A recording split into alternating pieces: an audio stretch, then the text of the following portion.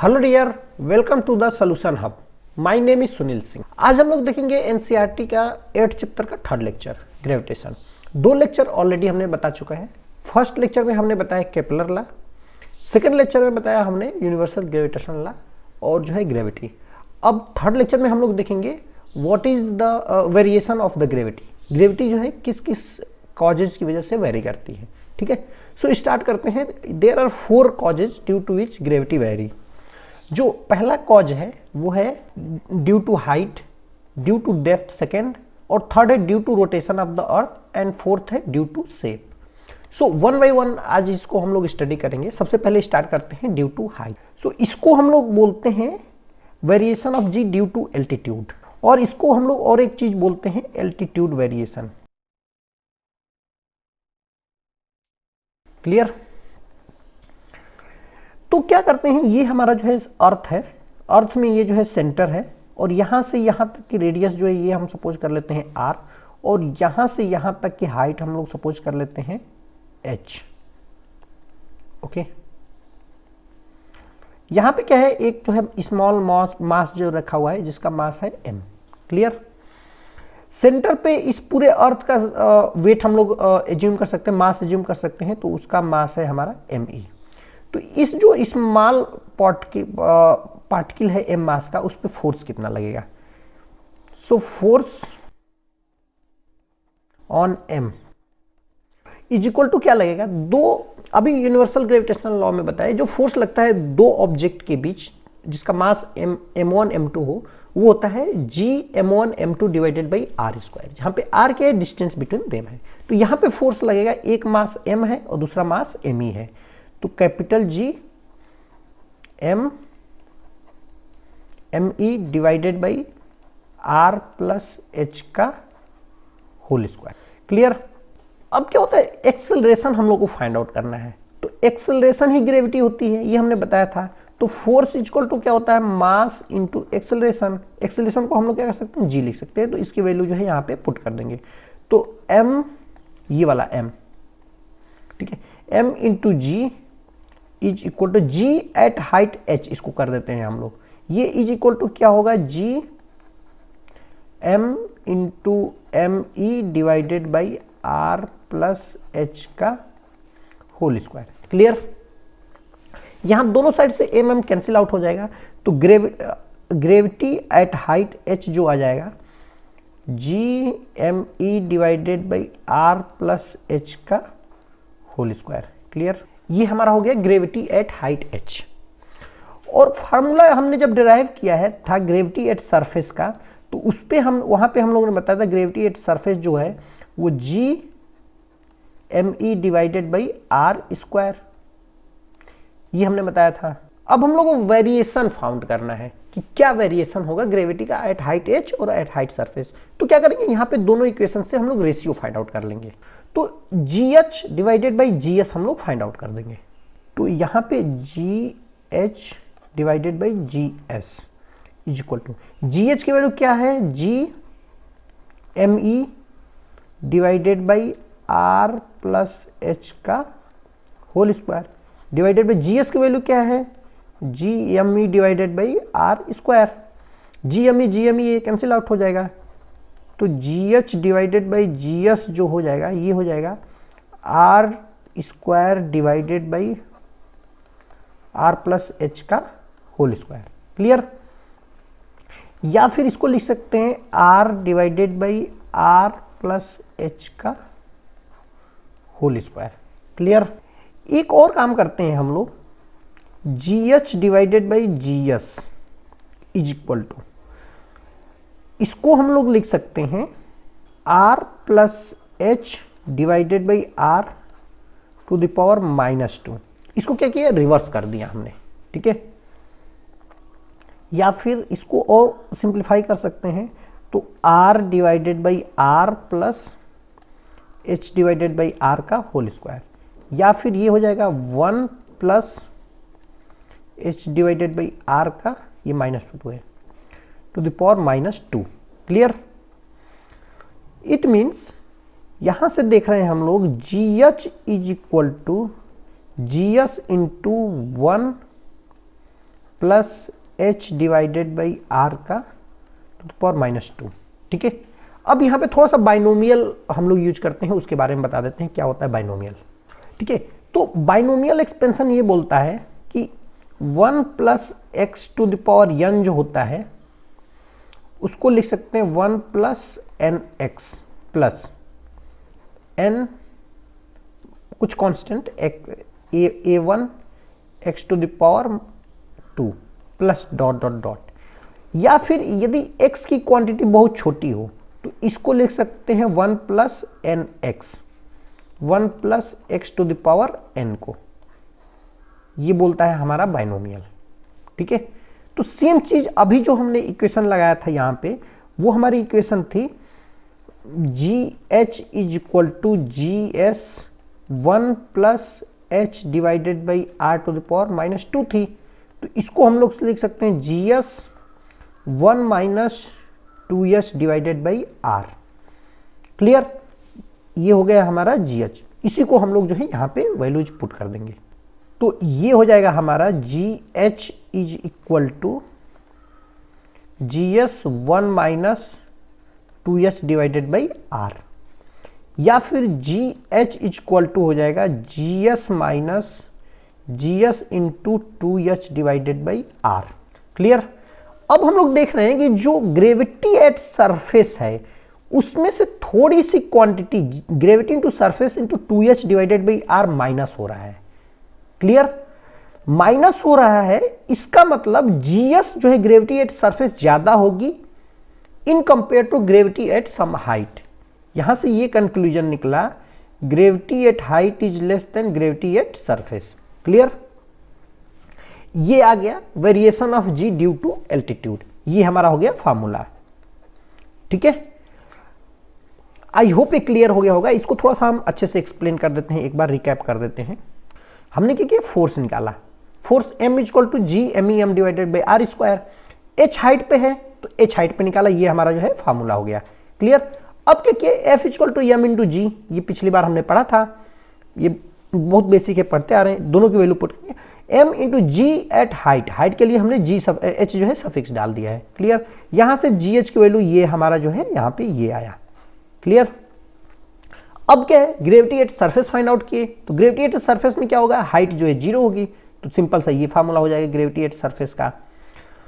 अब क्या किए, GH डिवाइडेड बाई GS हमने कर दिया, तो GH डिवाइडेड बाई GS किया तो ये हमारा आ गया फार्मूला, यहां से डिराइव किया तो GH डिवाइडेड बाई GS जो आ गया R divided by R plus H का होल स्क्वायर। यहां पे क्या किया हमने, टू द पावर 2 है उसको टू द पावर -2 कर दिया, टू द पावर -2 किया हमने, तो ये जो है इक्वेशन ऐसा हो गया। क्लियर, अब क्या किया, इसको R divided by R plus H divided by R हमने लिख दिया, सेपरेट करके लिख दिया। अब क्या होगा, 1 प्लस ये R डिवाइडेड बाई R क्या हो जाएगा 1, और H डिवाइडेड बाई R वैसे ही हमने रख दिया, तो 1 plus H divided by R to the power -2 हो गया। क्लियर, अब क्या है, GS को जो है हमने राइट साइड में लेकर चले गए यहाँ पे, और 1 plus H divided by R to the power -2 हो गया। क्लियर, अब क्या किए, यहाँ पे बाइनोमियल एक्सपेंशन हमने लगा दिया। बाइनोमियल बोलता है कि 1 plus nx to the power 1 plus x to the power n है तो 1 प्लस nx हो जाता है, तो यही हमने 1 प्लस n जो -2 ये पावर है, ये हमने जो है यहाँ पे लिख दिया -2 इंटू एच बाई आर। यहाँ से GH जो आ गया वो gravity at surface minus gravity at surface into 2h divided by R. It means gravity at surface से थोड़ा सा जो है माइनस हो रहा है quantity, it means gravity at height जो है कम होगा, तो ये हमारा आ गया conclusion, gravity at height is less than gravity at surface.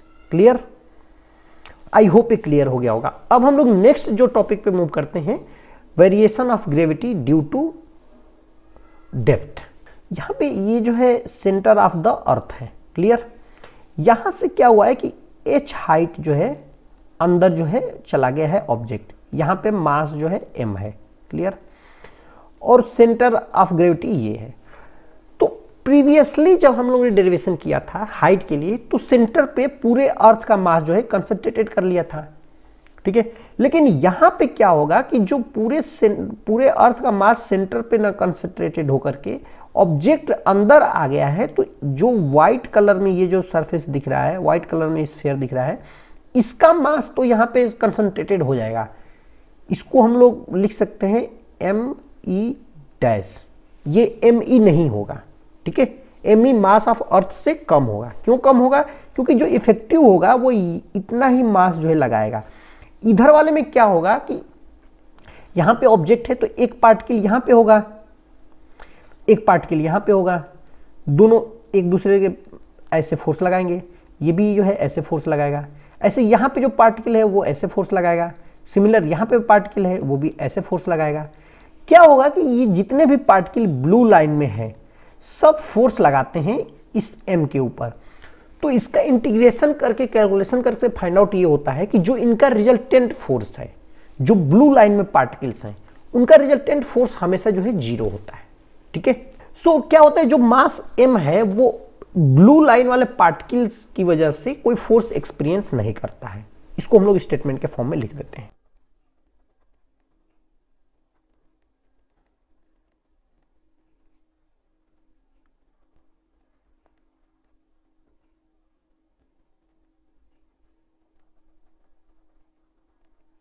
The mass m do not experience any force due to the cell, ये ब्लू सेल जो दिख रही है फिगर में, ब्लू सेल, क्यों? क्योंकि फोर्स जो है एक दूसरे को कैंसिल आउट कर देते हैं। क्लियर?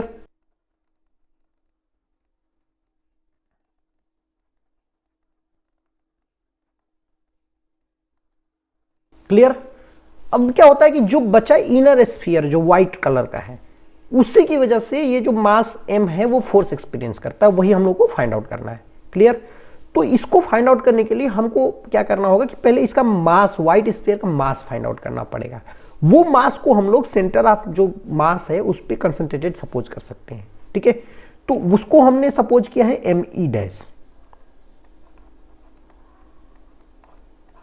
एम ई डैश क्या होगा, ये हमारा जो है क्वेश्चन है, फाइंड आउट करना है, ठीक है।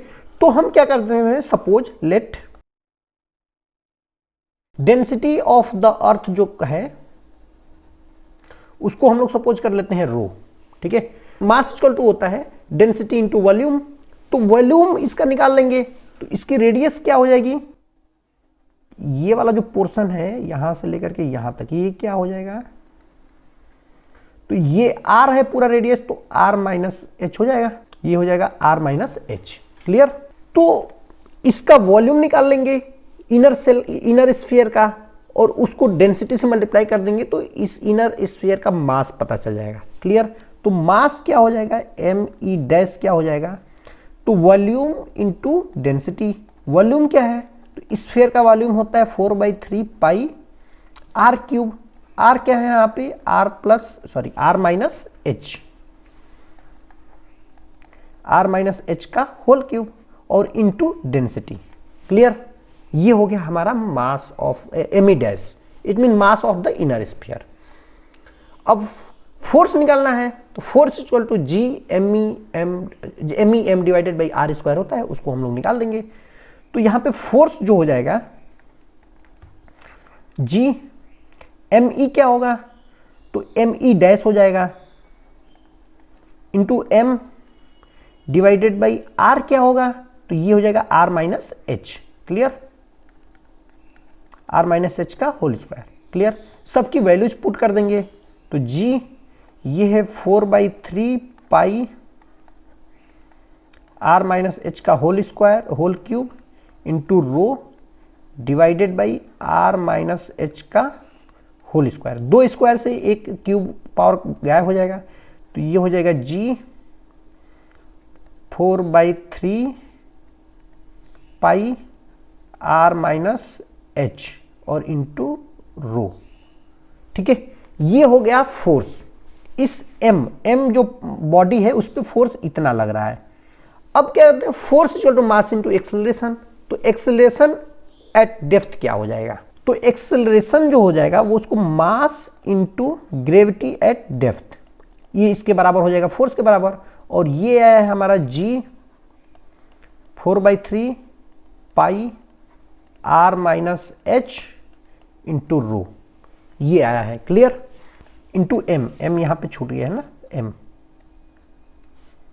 यहां पे भी इंटू एम और इंटू एम, एम और एम कैंसिल आउट हो जाएगा, तो ग्रेविटी एट डेप्थ जो हो जाएगा g into 4/3 pi are minus h into rho, ये आ जाएगा ग्रेविटी एट डेप्थ। अब हम लोग को फाइंड आउट करना है ग्रेविटी एट सरफेस। तो ग्रेविटी एट सरफेस क्या होगा, यहां पे ग्रेविटी क्या होगी, तो यहां पे ग्रेविटी का फार्मूला अभी हमने जस्ट कई बार ये हम लोग डिराइव कर चुके हैं, GME divided by are square होता है। क्लियर। अब यहां पे ME फाइंड आउट करना है क्या होगा। क्लियर। तो ME के लिए simple mass equal to volume into density, क्योंकि हमको वॉल्यूम और डेंसिटी के टर्म में निकालना है। तो ME क्या हो जाएगा यहां से, rho into 4/3 pi r cube, ये हो जाएगा मास। तो सिंपली ग्रेविटी एट सरफेस क्या हो जाएगा, GME divided by are square. GME क्या है, तो 4/3 pi r cube into rho divided by are square क्या होगा, तो वो हो जाएगा आर स्क्वायर। आर स्क्वायर और क्यूब एक कैंसिल आउट हो जाएगा, तो ये आ जा रहा है G 4/3 pi are into rho, ये हो जाएगा ग्रेविटी एट सरफेस।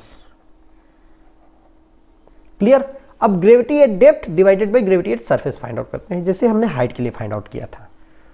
तो gravity at depth divided by gravity at surface, तो gravity at depth G into 4/3 pi are minus h into rho G 4/3 pi are into rho. Clear. 4/3 pi g, ये सब term cancel हो जाएगा, ये बचे केवल r minus h divided by r. Clear. यहां से GD क्या आ रहा है, GS 1 minus h divided by r. Clear. हमने क्या किया, are by are minus H by R कर दिया, आर बाई आर 1 और H by minus H by R वैसे लिख दिया। तो यहां से देख रहे हैं जो आया ग्रेविटी एट डेप्थ, जो आई वो gravity at surface minus gravity at surface into H divided by R. It means जो ग्रेविटी एट डेप्थ है वो ग्रेविटी एट सरफेस में से थोड़ा सा क्वांटिटी माइनस हो रहा है। It means gravity at depth जो होगा वो कम होगा। यहां से क्या होगा, ग्रेविटी एट डेप्थ जो होगा less than gravity at surface. Clear. अब दोनों फार्मूला हम लोग ले लेते हैं। ग्रेविटी एट हाइट जो था वो gravity at surface minus gravity at surface into 2h divided by R, ये फार्मूला था। ग्रेविटी एट डेप्थ जो है वो है formula gravity at surface minus gravity at surface into h divided by R. ये जो है दो फार्मूले हैं। यहां से ये कंक्लूजन है कि ग्रेविटी एट हाइट जो लेस होती है ग्रेविटी एट सरफेस से।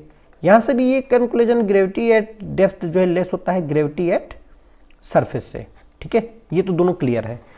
अब देखते हैं कौन ज्यादा तेजी से कम हो रहा है, ऊपर जाने पे ज्यादा तेजी से कम हो रहा है या नीचे जाने पे ज्यादा तेजी से कम हो रहा है।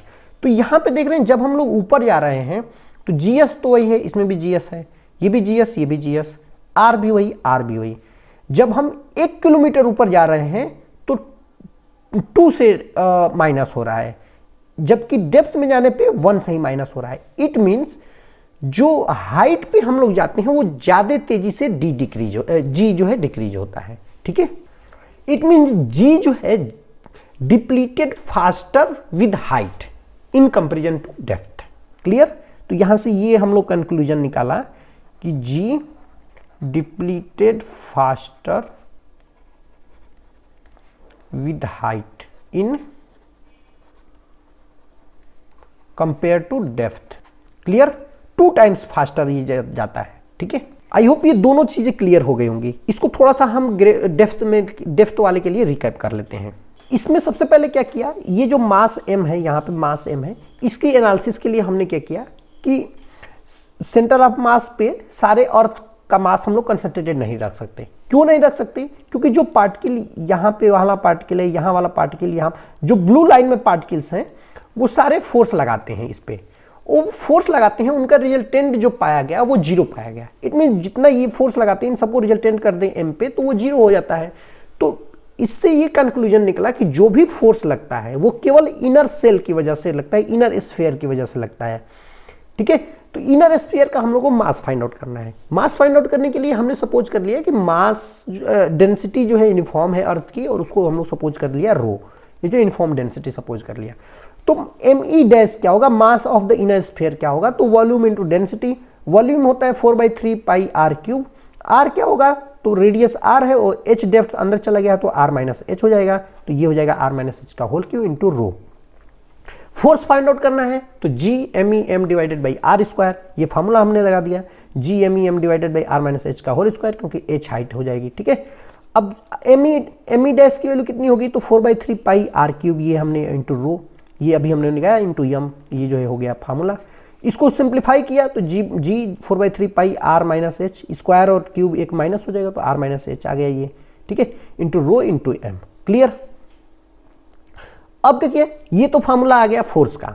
फोर्स में क्या करते हैं, एम इंटू जी से मल्टीप्लाई, फोर्स जो होता है एम इंटू जी होता है, तो इसकी वैल्यू जो है हमने रख दी m into ji at depth. ठीक है, डेप्थ पे g 4/3 pi are minus h rho into m, ये फार्मूला होता है, ये अभी पीछे हमने डिराइव किया। सबकी वैल्यू पुट करने के बाद ये कंक्लूजन आया कि जो ग्रेविटी एट डेप्थ जो होता है वो होता है g into 4/3 pi are minus h into rho. Clear.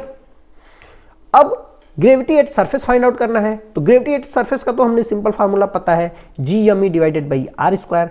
लेकिन यहाँ पे एक दिक्कत है कि हम लोगों ने जो एम ई डैश निकाला था वो रो डेंसिटी इंटू वॉल्यूम के टर्म में निकाला था, तो एम ई भी हमको डेंसिटी इंटू वॉल्यूम के टर्म में निकालना होगा।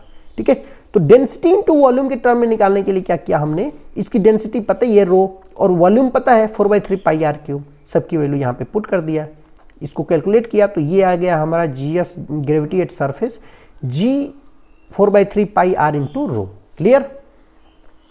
अब g d divided by g s कर दिया, gravity at depth divided by gravity at surface, इसको कैलकुलेट किया तो ये है r minus h divided by r. इसको हम लोग लिख सकते हैं r divided by are minus h divided by r. R divided by r हो जाता है 1 और एच डिवाइडेड बाई आर को वैसे लिख दिया। अब यहां से जी डी और जी एस में रिलेशन फाइंड आउट होता है, G D equal to G S minus G S into H divided by R, ये हमारा हो गया रिलेशन। क्लियर। अब यहां से ये पता चला कि जीडी में जो है जीएस में से थोड़ा सा टर्म जो है माइनस हो रहा है, इट मींस जीडी थोड़ा सा कम होगा, GD less than GS. Clear. It means यदि हम हाइट पे जाए तो भी जी कम होता है और डेप्थ में जाए तो भी जी कम होगा। अब कौन ज्यादा स्टिफली कम होगा ये हम लोग देख लेते हैं। तो दोनों के लिए ये फार्मूला हमने डिराइव किया था, हाइट के लिए 2h डिवाइडेड बाई आर था और यहाँ पे डेप्थ के लिए h डिवाइडेड बाई आर, ये जो फार्मूला है। ठीक है, अब देख रहे हैं यहाँ पे कि जीएस दोनों में है, यहाँ पे भी जीएस और ये भी जीएस दोनों में है। बचा क्या, ये जो है 2h डिवाइडेड बाई आर है और जबकि h डिवाइडेड बाई आर है। यदि हम 1 किलोमीटर ऊपर जाते हैं तो 2 डिवाइडेड बाई आर से डिवाइड माइनस होगा, 1 किलोमीटर डेप्थ में जाएंगे तो 1 डिवाइडेड बाई आर से माइनस होगा। यहां से ये पता चला कि जो ग्रेविटी एट हाइट होगा वो ज्यादा तेजी से माइनस होगा, ज्यादा तेजी से कम होगा in comparison to gravity at depth. यही जो है कंक्लूजन हो गया, g depleted faster with height in compare to depth. Clear. I hope ये क्लियर हो गया होगा। अब हम लोग थर्ड टॉपिक पे चलते हैं। थर्ड टॉपिक है हमारा due to rotation of earth. अब जो थर्ड टॉपिक देखते हैं, due to rotation of the earth, g का क्या वेरिएशन होता है। ठीक है, तो ये हमारी अर्थ है। अर्थ क्या होता है कि जो एक्सिस है, ये हमारी एक्सिस है, इसके अबाउट जो है ऐसे रोटेट होती है। ठीक है, और यहां पे देख रहे होंगे ये जो है इक्वेटर है, तो यहां पे ये सेंटर है और ये हमारी जो है इक्वेटर है। ठीक है, इक्वेटर से क्या है कि यहां पे लेट सपोज एक m मास का पार्टिकल रखा हुआ है, तो ये जो एंगल होता है इसको हम लोग सपोज कर लेते हैं डेल्टा। तो डेल्टा को हम लोग बोलते हैं एंगल ऑफ एल्टीट्यूड। ठीक है, तो डेल्टा जो है हमारा एंगल ऑफ एल्टीट्यूड बोलते हैं। ठीक है, अब क्या होगा कि कोई बॉडी यहां पे रखी हुई है m मास का, इसकी जब एनालिसिस करें तो हाइट और वो सब चीज़ों को अभी हम लोग निगलेक्ट कर देते हैं। हाइट की वजह से इम्पैक्ट, ग्रेविटी का, डेप्थ की वजह से वो सब अभी निगलेक्ट कर देते हैं। अभी हम लोग केवल रोटेशन की वजह से इम्पैक्ट देखेंगे। तो क्या होता है कि अर्थ ऐसे रोटेट करती है, तो ये भी यहां पे भी ऐसे रोटेशन होगा, यहां पे भी ऐसे रोटेशन होगा, ठीक है। तो यहां पे पार्टिकल रखा रहता तो उसका जो सरफेस होता है ऐसे रोटेट करता, यहां पे पार्टिकल रखा है तो ऐसे रोटेट करेगा। तो कोई भी पार्टिकल यदि सर्किल में ऐसे रोटेट करता है तो क्या होता है कि यहां पे एक फोर्स लगता है, एक यहां पे सेंटर की वजह से सेंटर पे ऐसे रोटेट करता है तो एक फोर्स लगता है सेंट्रीफ्यूगल फोर्स F, जो पार्टिकल को बाहर की तरफ जाने के लिए पुश करता है, ठीक है। तो यहां पे भी M में क्या होगा, एक सेंट्रीफ्यूगल फोर्स F लगेगा, क्लियर। और एक और चीज है कि M की वजह से इसके सेंटर की तरफ एक फोर्स लगेगा, वो होगा हमारा mg, नीचे की तरफ लगेगा, ठीक है। और इसकी वजह से फोर्स इधर लगेगा। अब यहां पे देख रहे हैं कि ये जो बॉडी है इसमें एक्सेलरेशन, नेट एक्सेलरेशन क्या लगेगा ये हमको देखना है। तो ये क्या करेंगे कि इस जो फोर्स सेंट्रीफ्यूगल फोर्स लगेगा उसको दो पार्ट में ब्रेक कर देंगे, एक टेंजेंशियल फोर्स और एक जो है normal to the plane. It means F of normal है और एफ ऑफ टी है, ठीक है। अब एफ ऑफ टी और एफ ऑफ एन क्या होगा ये हमको फाइंड आउट करना है, ठीक है। तो देख रहे हैं कि ये वाला एंगल यदि डेल्टा है तो ये एंगल भी डेल्टा होगा, ये दो पैरेलल लाइन के बीच का जो है एंगल है अल्टरनेट एंगल, ठीक है। अब ये एंगल डेल्टा है तो इसके सामने वाला भी एंगल ये जो है ये भी क्या होगा, डेल्टा होगा, क्लियर। अब क्या है कि ये एंगल डेल्टा है तो एफ एन क्या हो जाएगा, तो एफ एन हो जाएगा एफ कॉस डेल्टा और एफ टी क्या हो जाएगा, F sine delta, clear. F N F T clear. अब हमको निकालना है नेट फोर्स कितना होगा, net force on M toward centre, उसको हम लोग सपोज कर लेते हैं एफ सी, वो कितना होगा। तो एफ सी कितना होगा, तो एम जी इधर है और माइनस एफ एन होगा, M G minus F N, clear. अब क्या होता है एम जी की वैल्यू तो एम जी रहेगी, माइनस एफ एन क्या होगा, तो वो हो जाएगा जो भी एफ लग रहा है सेंट्रीफ्यूगल फोर्स उसका कॉस ऑफ डेल्टा होगा, क्लियर। अब हमको फाइंड आउट करना है सेंट्रीफ्यूगल फोर्स कितना होता है। तो सेंट्रीफ्यूगल फोर्स ये जब हम सर्कुलर मोशन पढ़ा रहे थे तो वहां पे पढ़ाए थे F इक्वल टू होता है mb स्क्वायर बाई आर या एम आर ओमेगा स्क्वायर, ये दोनों फार्मूला हमने बताया था जब रोटेशनल मोशन पढ़ा रहे थे। तो यही होता है सेंट्रीफ्यूगल फोर्स, तो इसकी वैल्यू यहां पे पुट कर देंगे। तो mg minus M are omega square into cos delta. अब r क्या होगा, तो r यहां पे हम लोग देख रहे हैं ये होगा कुछ r, क्लियर। अब इस r को फाइंड आउट करना है हमको in the terms of capital R, radius of the इसके रेडियस के टर्म में फाइंड आउट करना है। तो यहां से देख सकते हैं capital R, small r divided by capital R, small और डिवाइडेड बाई कैपिटल R क्या है, स्मॉल r है जो है इसका जो है बेस है, ये डेल्टा एंगल है, ये वाला एंगल डेल्टा है, तो ये base divided by hypotenuse, it means ये हो जाएगा कॉस डेल्टा।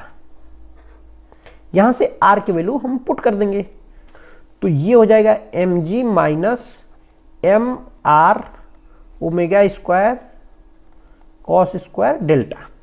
और ये फोर्स किसके बराबर होगा, तो वो हो जाएगा mg at some angle delta, it means m into ji at angle delta is equal to m into ji at surface minus M are omega square cos square delta. यहां से m कैंसिल आउट हो जाएगा, तो gravity at surface, gravity at delta जो आ रही है वो gravity at surface minus R omega square cos square delta. यहां से ये कंक्लूजन निकला कि जो ग्रेविटी एट सरफेस है उसमें से थोड़ी सी क्वांटिटी जो स्पीड है ओमेगा और एल्टीट्यूड डेल्टा दोनों पे डिपेंड कर रहा है। तो ओमेगा और डेल्टा थोड़ा सा माइनस हो रहा है, इसमें जो ग्रेविटी एट डेल्टा एंगल है वो लेस है ग्रेविटी एट सरफेस के। क्लियर? अब यहां पे थोड़ा सा एक दो कंडीशंस देखते हैं क्या होता है। ग्रेविटी एट डेल्टा जो है वो gravity at surface minus R omega square cos square delta, ये जो है फार्मूला आया है। क्लियर? अब क्या है कि लेट सपोज हम कर लेते हैं ये अर्थ है, ठीक है, यहां पे था और ये वाला एंगल जो है डेल्टा था। यदि डेल्टा जो है जीरो है, delta equal to zero, it means जो डेल्टा है वो आ जा रहा है इक्वेटर पे, जो पार्टिकल है वो इक्वेटर पे आ जा रहा है। तो जीएस जो हो रहा है वो हो रहा है, जी ऑफ डेल्टा जो हो रहा है वो जीएस माइनस कॉस जीरो की वैल्यू 1 आर ओमेगा स्क्वायर।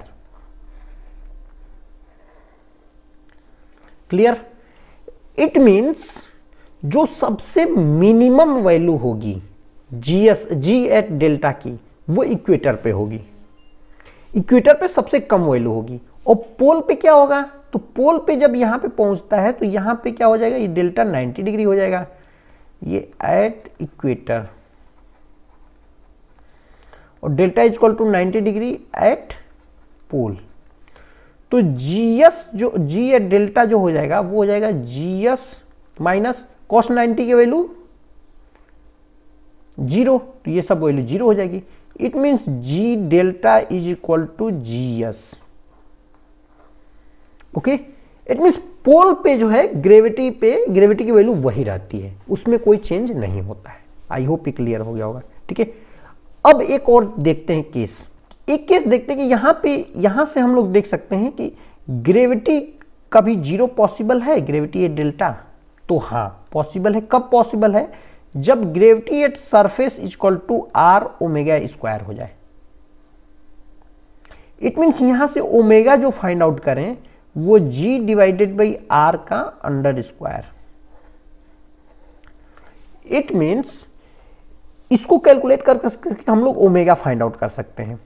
तो ओमेगा की यदि स्पीड उतनी हो जाए, इट मीन्स अर्थ का रोटेशन डिक्रीज हो जाए, कम हो जाए, तो क्या होगा कि जो भी पार्टिकल है वो रेस्ट फील करने लगेगा, वो मासलेस फील करने लगेगा, वेटलेस फील करने लगेगा, उस पर कोई वेट नहीं फील होगा।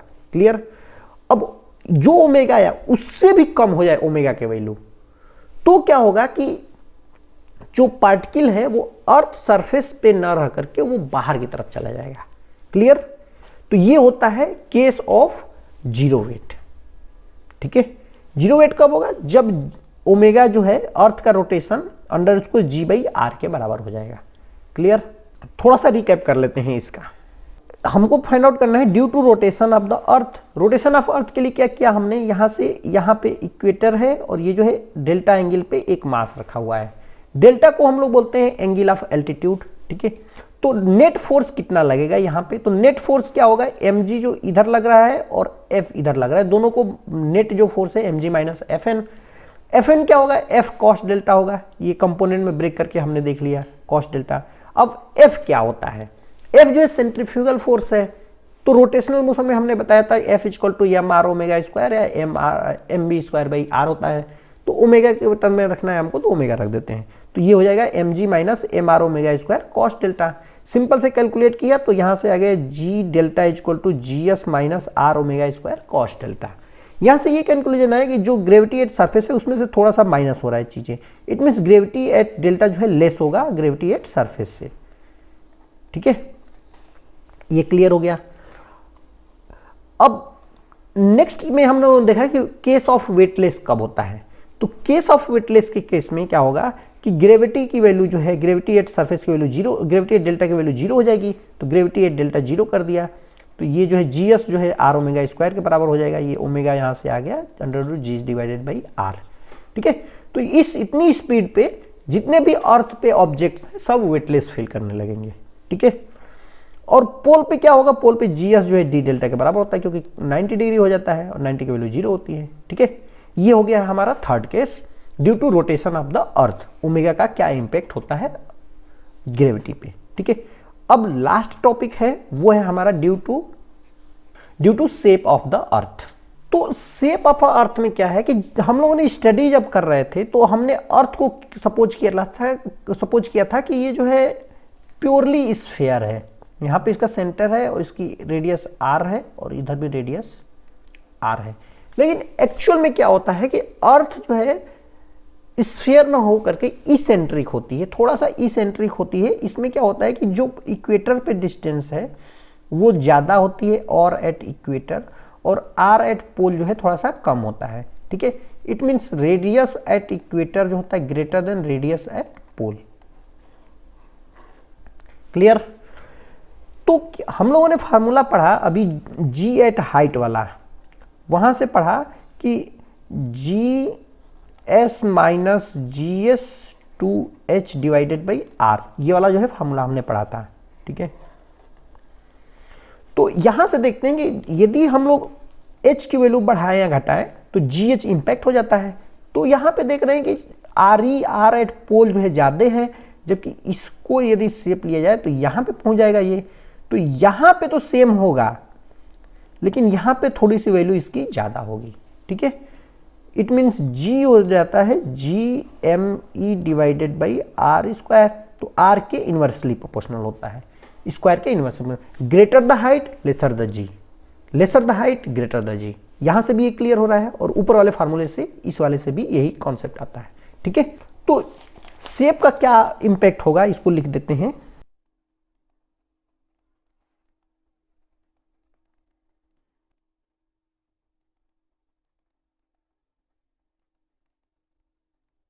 It means radius of the earth at pole is smaller than the radius of the earth at equator, ये जो है।